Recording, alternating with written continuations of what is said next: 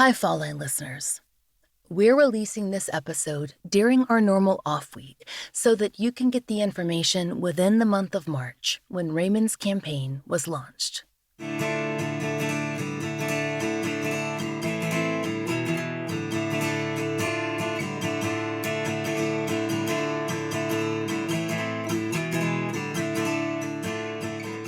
This is the Fall Line.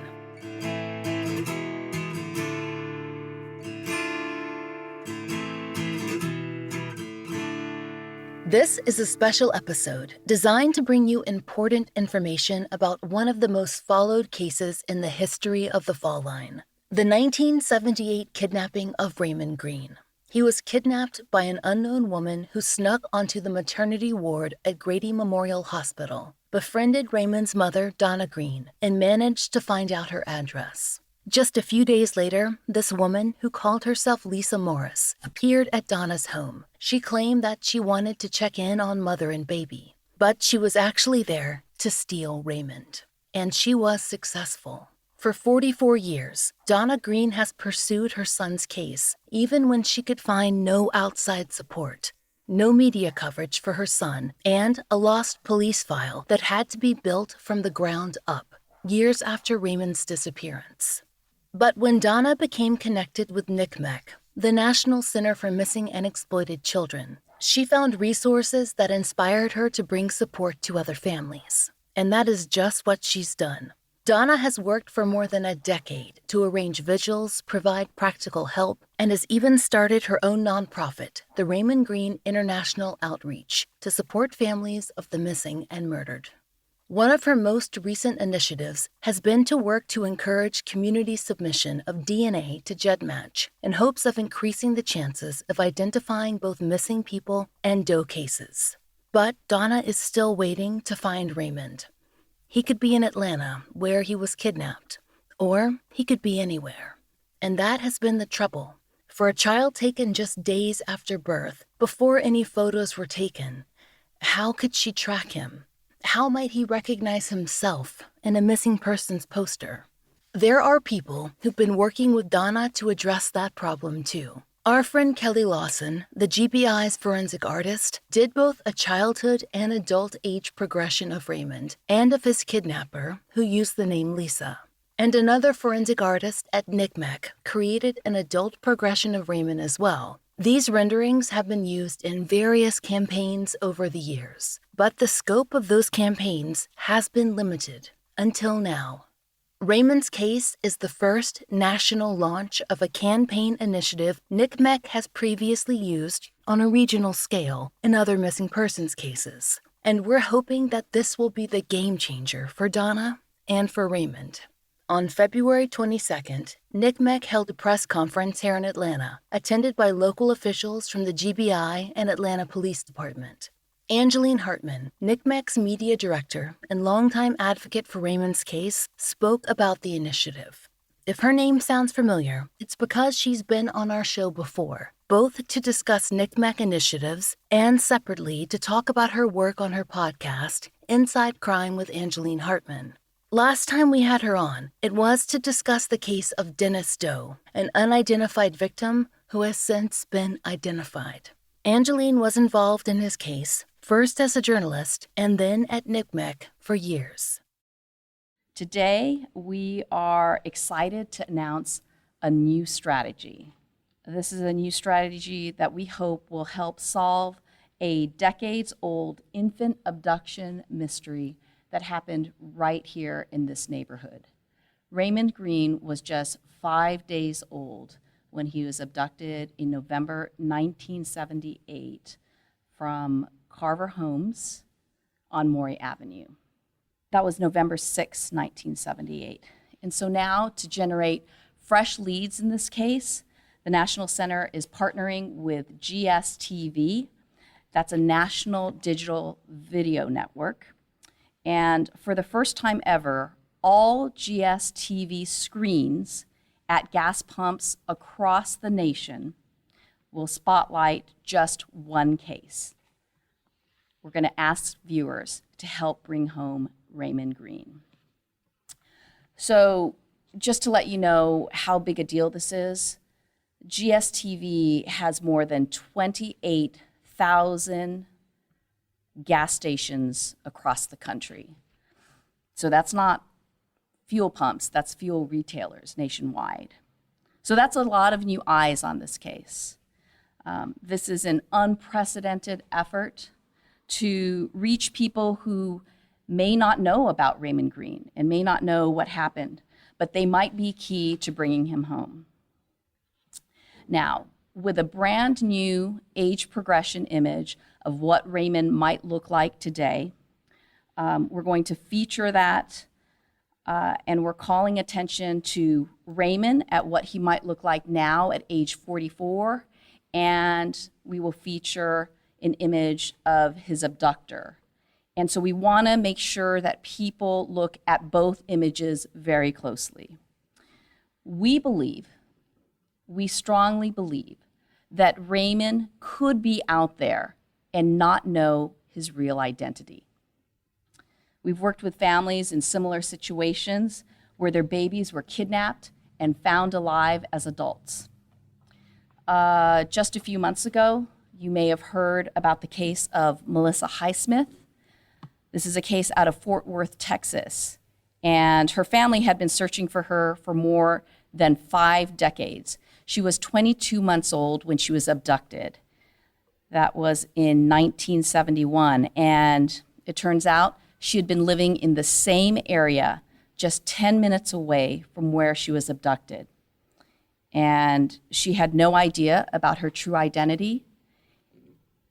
Just last November, this family was reunited with Melissa after 51 years. 51 years. So we know it can happen. For 44 years, Raymond's family has never given up hope. We know that it's possible to find him.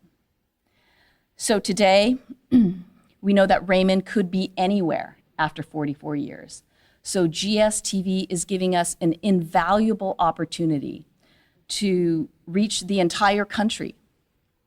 And we're asking everybody to just take a moment out of their day and really focus in on his face and the face of that abductor, because you never know when you might be that one person who can make a difference. Angeline, we are so glad to have you back on the show. Last time we spoke about Dennis Doe, whose case you had been working on for years when we spoke. As our listeners know, Dennis Doe was finally identified in July of 2022 as William Deshaun Hamilton. And I know that you followed William's case for years, even back when you were in Atlanta as a journalist. And I know it must have been incredibly fulfilling for you to see him finally identified. Laura, it's so nice to be back. Thank you for having me. Yeah, that case was very, very close to my heart, as we've talked about many times. And it's hard to believe that after so many years, 23 years, we finally have answers. You know, we knew that the answers were out there, but after so long to finally know his name is William Deshaun Hamilton, that he was 6 years old. I'm still processing it in a lot of ways. And it's only now that I can actually talk about it without getting emotional. You know, for so long after it was announced, I would just break down. And it sounds crazy, but I just couldn't keep it together. So yeah, I am, you know, it's just a sad, sad case, but he deserves to have his name back. And we're so glad that he finally does. We are as well. And another case that we've both worked on for a long time is Raymond Green's case. And a mutual friend that we share is Donna Green. We got to know Donna when we put together season 3 of The Fall Line. We've worked with her ever since. And you're one of the first people she mentioned. She's known you for a long time as well, as someone at NCMEC who has really worked hard for her. And she struggled to get traditional media attention for Raymond's case for a long time. And I know that NCMEC has tried to address that in so many different ways. I've seen Twitter campaigns, flyers, social media, a billboard. But this new plan that was recently announced that we just played the clip of is something that I've never seen before in Georgia. I've heard talk about it in other states that they've seen things like this, but not here. So when I heard about this from you and from Donna, I was so excited. Right. Well, we're excited too. I mean, it's really amazing to think about, one case being featured across the country. GSTV, NCMEC's partner in all of this that made this happen, has 28,000 gas stations across the country. And while they featured one case in a target area before, they've been working with NCMEC for several years and they've featured different cases. They've done that and have had success.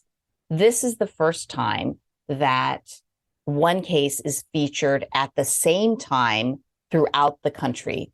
And so if you say 28,000 gas stations, I mean, some gas stations have 10 gas pumps, some have 2, some have 20. I mean, that is a huge reach. And so we could not be more excited. You mentioned that Donna for a long time did not get attention. And, that is a fact in her case. It is very sad. And the National Center wants to do whatever it can to support her. I just want to take a second for people who may not know, she is such an inspiration for others in the community. She not only works on trying to find answers about what happened to Raymond, trying to bring him home, but she helps other families who may have missing loved ones in unsolved cases. She does what she can to get the word out. And for the National Center, she's part of our Team Hope. That's a peer support group. She has a lot to deal with on her own, but she is doing what she can to help others. And so we want to do whatever we can to help her. And when we talk about this kind of campaign, I would love for you to tell us a little bit about how this functions differently than, say, a social media campaign or newspaper, TV, because of course we think about that reaching a lot of people, but these gas campaigns have got to be reaching people in a different way. For sure. Well, every driver needs gas, right? So you're reaching people who may not be engaged with the story. Number one, we're reaching people nationwide, right? So we don't know where Raymond is. Raymond could still be in the Atlanta area. We've seen cases like his where an abducted child is found still close to home, close to where they were abducted, but we've seen where they've been out of state in different parts. So not knowing, it is important to go nationwide with his case. And this is different because, with social media, people, if they're on Facebook, they expect to see certain things, right? But when you are at a gas pump, this is just something that kind of comes out of the blue. It is not only video, it's audio, it's moving. It's like, this is unexpected and it reaches a totally new audience. And the reaction has been awesome. I think people are just so surprised when they see it. And because they're surprised, it is catching their attention, whether they want to know about a missing child, whether they have ever heard about this case or not. We just have our fingers crossed because at the very least, this has gotten people talking about this case. And that's hard to do in a 44-year-old case. People are talking about Raymond Green. To me, that's a success right there. Two things that immediately stuck out to me were, one, you can't scroll past. It's not something you're going to miss. You sit there, you're a captive audience in some ways, so the message really gets home to you. And second, we always, I think, assume everyone is as plugged into social media as we are. And there are so many people who just aren't. We've heard from so many families that they missed the one newspaper article, the one television spot, That's exactly it. So this is hitting people who might not otherwise see it. And we've had people from all over the country telling us they saw this, coming to our social media to tell us. And I think one thing that NCMEC did here that was so smart, I think, and so effective was the choices that were made in the design of the image. And so I'd love for you to talk about that a little bit, what you chose to include in the image as an organization and why, and how that might be more helpful than just including an age progression? Well, yeah, we definitely had some choices to make because this video, it's only 15 seconds, right? And that goes by pretty quick. Now, you can show a lot of different things. As you know, there is no picture of Raymond. There was no baby picture taken of him. And so the only pictures that are out there were pictures that were sketched from her memory, right? There's that one baby picture, the sketch from Donna.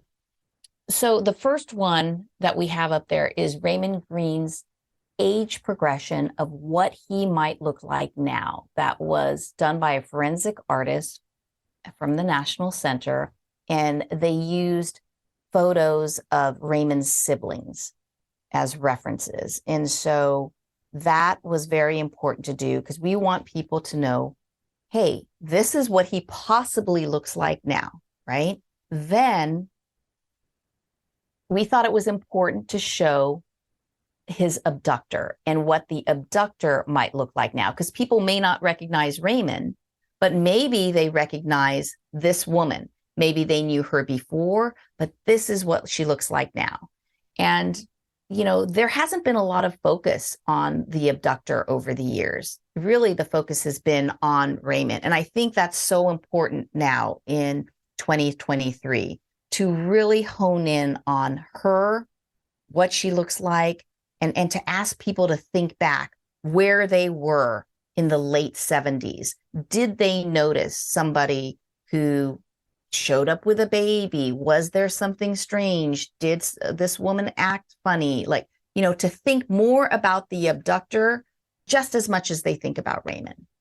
So, yeah, we decided to show both of those images. And there's so many ways. There's 100 different ways we could have done it, but that's the choice we made. And, you know, there's that big logo that just says abductor. And I think that alone catches your attention when you're at the gas pump, like, wait, what? This is an abductor?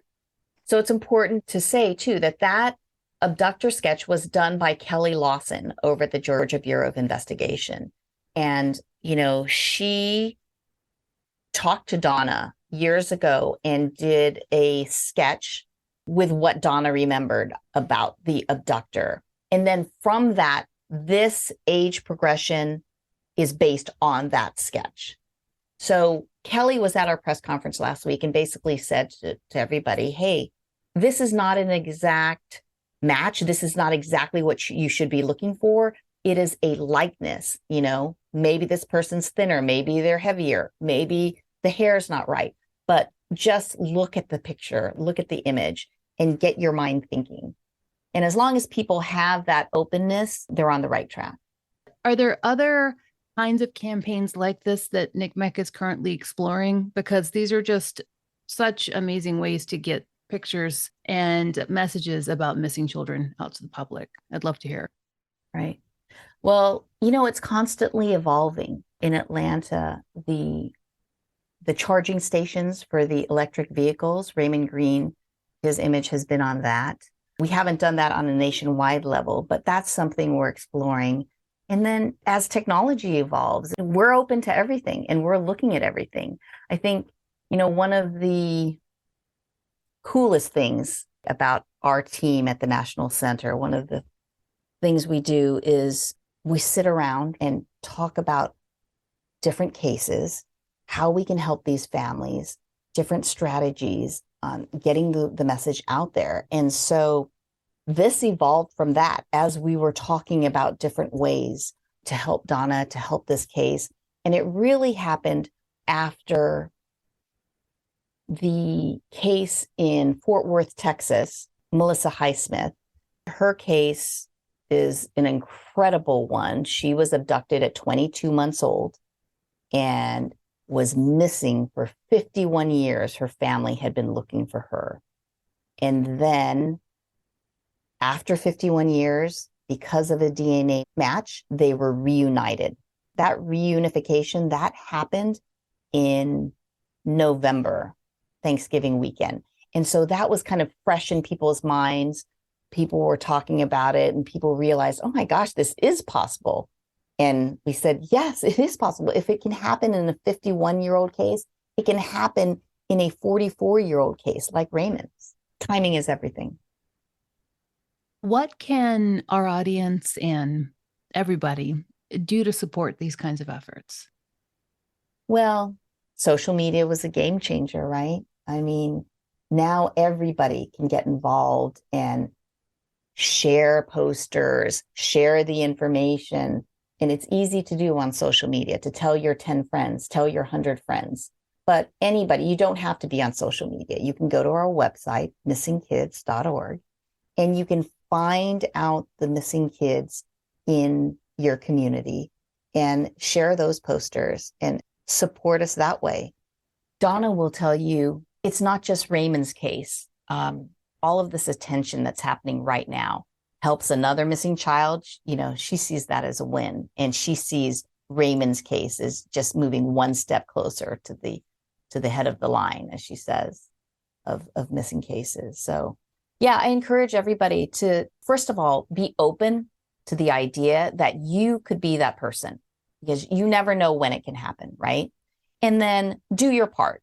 Go on missingkids.org and see who's missing in your area. And the thing is, without our partnerships and without people like you who are helping spread the word, it just doesn't get amplified as much. We interrupt this program to bring you an important Wayfair message. Wayfair's got style tips for every home. This is Styles McKenzie helping you make those rooms sing. Today's style tip: when it comes to making a statement, treat bold patterns like neutrals. Go wild, like an untamed animal print area rug under a rustic farmhouse table from Wayfair.com. Arr, fierce. This has been your Wayfair style tip to keep those interiors superior. Wayfair, every style, every home. And Brooke also got to speak with Donna Green about Raymond's new campaign. Like us, Donna is based here in Atlanta, so she was able to join in the press conference and see the launch of Raymond's campaign firsthand. She told us how it all came together. Angeline Hartman called me and told me that she's working on something and she'll let me know. And then she called me back and told me that because we was trying to get Raymond on MARTA in Atlanta and different places. And so she called me back and said that she got him on the gas station pump TV. And I was like, wow, that's awesome. But when she told me the magnitude of it, and it's all across the country, I was floored. Like, I was like, whoa, what? You know, because I didn't know. And then I got people calling me from, Texas and here and there, just different places, Louisiana, just different places saying they seen Raymond on TV, on their gas station pumps, which it really means a lot to me. Our producer, Maura, saw it in Las Vegas. Did she? Mm-hmm. Wow. That is so cool because, for a long time, we didn't have anything. I think anytime you can get your child's information out there, your lost loved one or missing loved one information out there, it's a major thing. I was amazed that it was like 28,000 stations, and that's not just gas pumps. And think about 28,000 times. At a minimum, they would have probably 6 pumps. And then how many people cycle through there a day? Like you said, if any people see that and think that they feel out of place in their family, think about how many people this might possibly reunite with a family. With Raymond being missing and everything, it left me feeling alone. And then when I realized, once I hooked up with National Missing Children, and I seen so many other families going through what I'm going through, how can you not see the benefit of not just helping yourself? Because really, it is a benefit. When you help yourself, you're helping everybody else. And when you're helping everybody else, you're helping yourself. When you're helping others that's going through that, you're helping yourself also. I know I felt alone, and I felt like Raymond didn't matter. For a long time, I felt like that. So I don't want anybody else feeling like that.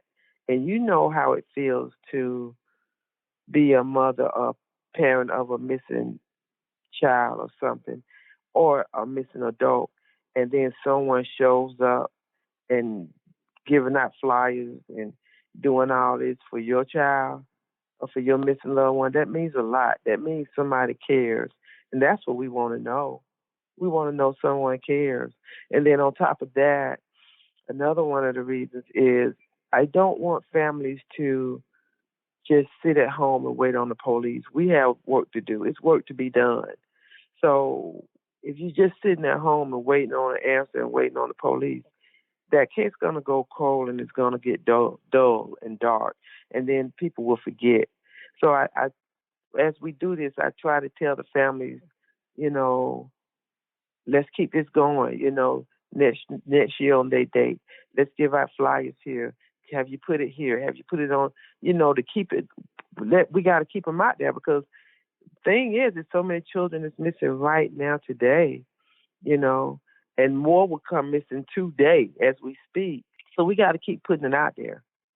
Every time I hear a child's missing, it makes me want to go to that family right then and ask them what I can do. It makes me just want to just drive 20 hours if I need to. Can I do anything? Is there anything I can do for you?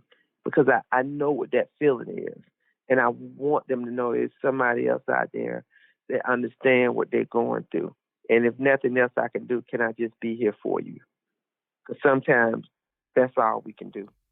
People do talk about sort of sinking into a depression, feeling like there is no movement. And it seems like what you've been talking about is these cases are all interconnected. Even if Raymond's case is not taking a step forward at that moment, other cases are, and they all sort of come together.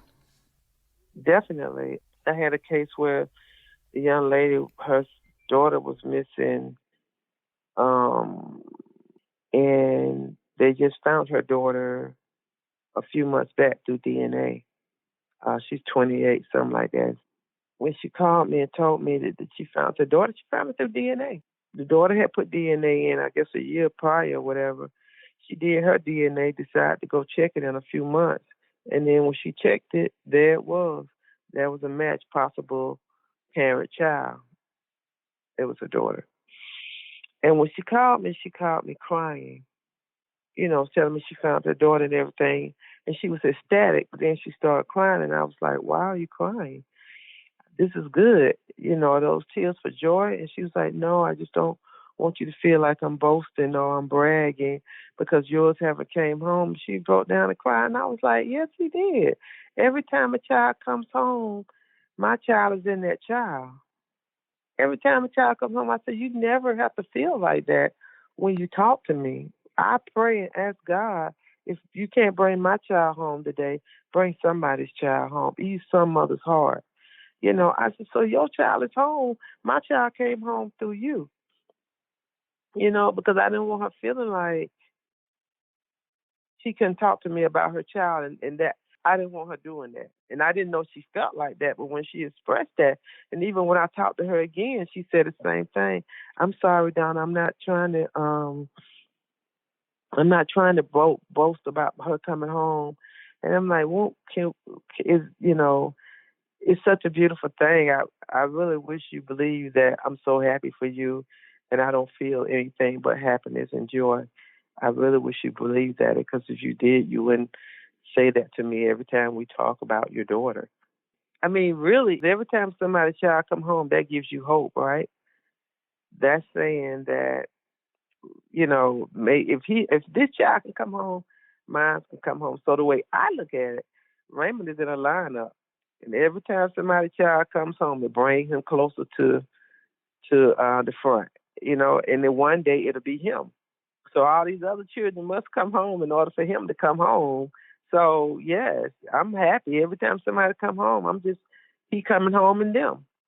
You know, every time a child came home, it brings him one step closer to coming home. So I'm ecstatic for those kids, people who loved ones come home. I cry for them. I have joy, even if I don't know them and will never see them in my life. If it's on TV, I just have joy for them. Brooke asked Donna what advice she has for families, whether they're facing a new case of a missing loved one or a long-term case, how they might get their story out there, and how they might attract attention and community support. First thing I would do is social media. If you can't do anything else, if it's the like the worst scenario where you just at home in a wheelchair, can't move, can't get out, and don't have nobody, but you have a computer, social media can take you places that your legs you would never go. You know what I'm saying? So the first thing I would do is I would just get out on social media. And once you get out on social media and start reaching out to some of these missing person organizations and stuff, missing person chats on there, you're going to bring a whole lot of people right down to your home while you're sitting there to understand your plight. And then you just ask, find out, is there anybody in the area that has a loved one, maybe not a child, but a loved one that's missing, and then you can connect that way as well, and then if you got a phone, use your phone, call the newspaper, call the news stations, call the radio, just put it out there. If they won't hear you, call again. And if they won't hear you, call again, because somebody, I believe, is always one person. You may get to 15 people that said no, but that one person got a little passion in their heart, and they'll sit and listen to your story. And that's what you want. So, call the police department, talk to their people in communication and ask them what they put it out there. It's so many ways. If you can't go anywhere, but you do have a computer, you got a phone, you can make some connections. And even with that, you can have people calling you on your phone to talk to you about what's going on, talk to you about your loved one. Listen to you talk about your loved one. So it's always something you can do. I think the thing is when the cases get gone so long that we just tend to think ain't nothing else we can do. I don't care if the case is 40 years old, you can resurrect a dead case. You can. You know what I'm saying? You can bring it back to life. You just got to start putting it out there. You can bring that case back to life that people be like, oh, yeah, I remember that case. Oh, yeah, I remember that case. So you can just bring it back, just get some flyers made and start talking to people, And then what are people going to do? They're going to start talking to people about your case. I've even seen somebody advertising on socks, their missing person, on shoes. They have their shoes with the missing person face on their shoes. That to me, that was creative. I've seen it on headbands, the missing person on headbands. So you got them on the cups and everything. So it's so many different ways. See, we always thought that it had to be the news media had to do it or the radio had to do it. They don't have to do it anymore. I mean, it's great they do because it's national, but social media is national. It's everywhere. You know what I'm saying? So, and then if you're just a little creative, and my creative ain't your creative. You know what I'm saying? I've seen them on the trucks. I've seen them on the, somebody did it on flower pots, and gave them to different people. You know what I'm saying? So it's so many creative ways that you can do that now that what's done today, tomorrow, it'll be something totally different. And you'd be like, wow, I never would have thought of that. You know what I'm saying? So you just got to be creative in your mind as to what you want to do. But you don't even have to be that creative because if you just look at other things that other people is doing, I know somebody would send their child to school with they missing persons on their child notebook, and other kids offer to wear it on their notebook too. That's creative. You see what I'm saying? So you just gotta you gotta have your own creativity, but whatever you're doing, just put it in there. And that's what I tell people. I go in restaurants and ask people, if I see a wall available, I'll ask them, would you mind if we bring some missing person flyers in here and post on the wall? A lot of times these people are in the community, and if somebody walk in your establishment and see that you have a missing person, they may know that person. You know what I'm saying? You have to bring somebody home. A lot of them say, yeah. They say that, yeah, so many ways that you can do it. Donna would like us to make sure that we extend thanks to GSTV, NCMEC, APD, and the GBI. Our producer, Maura, went to a local gas station in Nevada to get tape of Raymond's PSA so that you can all hear it. And if you've seen the ad, be sure to let Donna know at her Raymond Green International Outreach page or on her Instagram post about the campaign. She loves seeing how far this message has reached. Raymond Green was abducted by an unknown woman in 1978.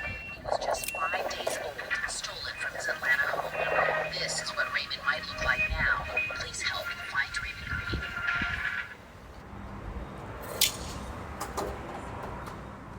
If you have any information regarding the kidnapping of Raymond Green or the woman who called herself Lisa Morris, call Crime Stoppers Atlanta at 404-577-TIPS. That's 8477, or NCMEC at 1-800-843-5678. We have forensic sketches up on all our social media for you to view.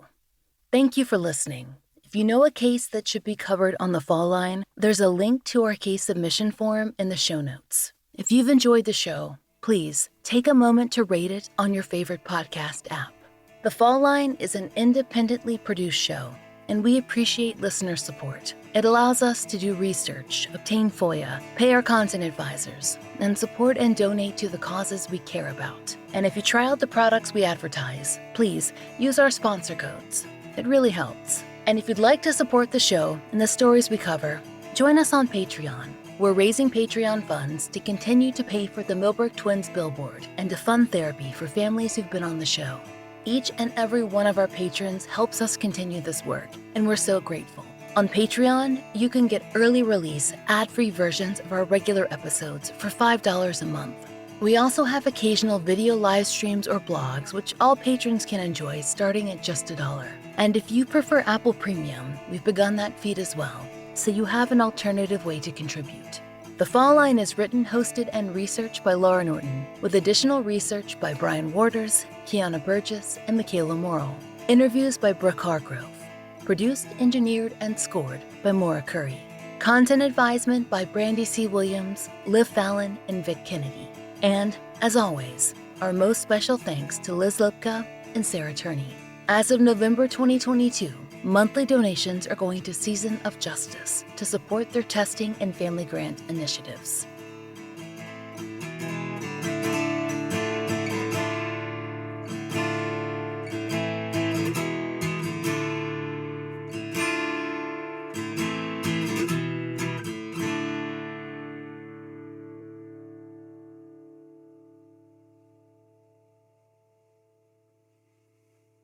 With so many options, why choose Arizona State University? For me, the only online option was ASU because of the quality. Their faculty was really involved with their students and care about your personal journey. The dedication to my personal development from my professors, that's been extremely valuable to me. Earn your degree from the nation's most innovative university. Online. That's a degree better. Explore more than 350 plus undergraduate, graduate, and certificate programs at asuonline.asu.edu.